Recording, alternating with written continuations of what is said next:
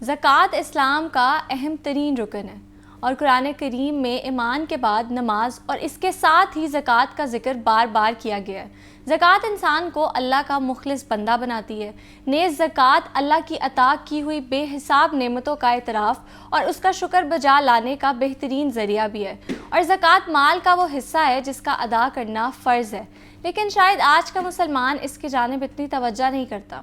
جو یقیناً تباہی کی جانب لے جائے گا۔ اللہ تعالیٰ نے زکوٰۃ دینے کے عمل کو افضل قرار دے کر اس کے بے شمار فوائد بھی بتائے ہیں، اور آج کے اس سیگمنٹ میں ہم اسی کے متعلق بات کریں گے کہ اسلام میں زکوٰۃ ادا کرنے کی فرضیت اور فضیلت کیا ہے، اور کیا اس سے کنی کترا لینے سے ہماری بچت ممکن ہو جائے گی۔ میرے ساتھ موجود ہے سیرت اسکالر ڈاکٹر پیر طارق شریف زادہ اور ساتھ ساتھ مولانا فداء الرحمان۔ السلام علیکم، کیسے ہیں آپ؟ اچھا ڈاکٹر صاحب، آپ سے میرا پہلا سوال ہے کہ زکوٰۃ ادا کرنے کی اہمیت اور فضیلت کیا ہے؟ بسم رب محمد کریم علیہ الصلاۃ والتسلیم۔ سب سے پہلے تو یادآوری کا شکریہ، اور یقیناً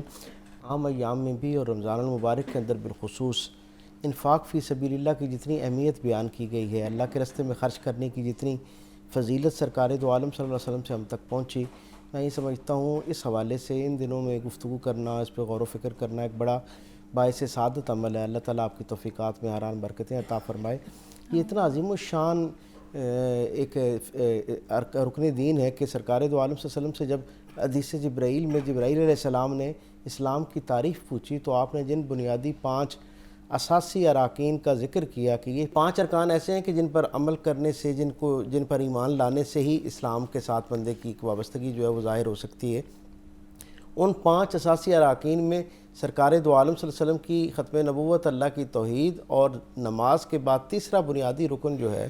وہ زکوٰۃ ہے۔ اور زکوٰۃ کی اہمیت اس لیے بھی ہے کہ دین اسلام ایک مکمل طور پر جامع نظام حیات ہے، اور اس کے اندر جہاں پر ہمیں روحانی عبادات، بدنی عبادات کا ایک پورا نظام نظر آتا ہے، وہیں پر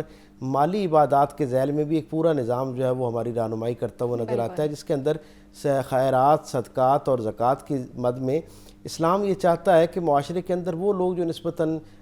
زیادہ چیلنجز کا سامنا کر رہے ہیں، جن کے ہاں معاشی حوالے سے، مالی معاملات کے حوالے سے زیادہ مشکلات ہیں، ان کے لیے ایک ایسا نظام مرتب کر دیا جائے کہ معاشرے کے اندر کوئی شخص جو ہے وہ خط غربت سے نیچے نہ ہو۔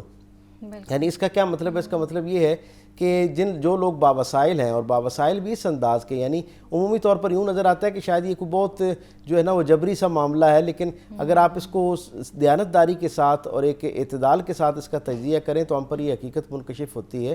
کہ دین اسلام کا تقاضا کیا ہے زکوٰۃ کے ذیل میں۔ سادہ سی بات، اللہ کے رسول صلی اللہ علیہ وسلم سے جو پیغام ہم تک پہنچا اس کا خلاصہ یہ ہے کہ کوئی شخص سال بھر اپنی ضرورت سے بڑھ کر جو چیز سہولت کے ذیل میں رکھتا ہے، یعنی 2 طرح کی چیزیں ہمارے پاس ہوتی ہیں، کچھ براہ راست ہماری انفرادی ضرورت کے لیے ہوتی ہیں اور کچھ چیزیں سہولت کے لیے ہوتی ہیں، تو ضرورت پوری جو ہے اسے اللہ نے آزاد کر دیا، وہ آپ جتنا چاہیں خرچ کریں ضرورت کے طور پر جو ہے۔ سہولت کا وہ مال کی مقدار، یعنی 52.5 تولہ چاندی کی مقدار کے برابر ہو، یعنی اس کی رقم کے برابر آپ کے پاس مال موجود ہو، یا 7.5 تولہ سونے کے برابر جو ہے نا وہ آپ کے پاس مال، اس کی مالیت کے برابر مال موجود ہو۔ ہر 2 صورتوں میں 1 سال تک ضرورت سے بڑھ کر سہولت کے ذیل میں جو کچھ آپ کے پاس میسر ہے، جو کچھ آپ کے پاس موجود ہے، آپ نے اس میں سے، کیونکہ اب اللہ نے آپ کو پورا 1 سال تک یہ ساری سہولت دے رکھی ہے جو آپ کی ضرورت سے ایک درجہ آگے تھی، تو آپ کیا کرنا ہے؟ آپ نے اس میں سے 40واں حصہ، صرف پورے میں سے صرف 40واں حصہ، یعنی جیسے عرفیت میں ہم 2.5% کہتے ہیں، اس کا اللہ رب العزت اور یہ دین آپ سے اور مجھ سے تقاضا کرتا ہے کہ اب یہ حصہ جو ہے آپ کے معاشرے میں وہ لوگ جو ظاہری طور پر مال کے حوالے سے مشکلات کا شکار ہیں، جن کے وسائل اس درجے کے نہیں ہیں کہ وہ اپنی زندگی کا نظام جو ہے اسے باوقار طریقے سے آگے بڑھا سکیں، اپنی بنیادی اور اساسی ضرورتیں پوری کر سکیں، ان کے لیے دین پھر یہ ایک نظام مرتب کرتا ہے، اور یہ اتنا بہترین اور جامع نظام ہے کہ آپ اس کی اہمیت کا اندازہ فی زمانہ بھی اس بات سے لگائیے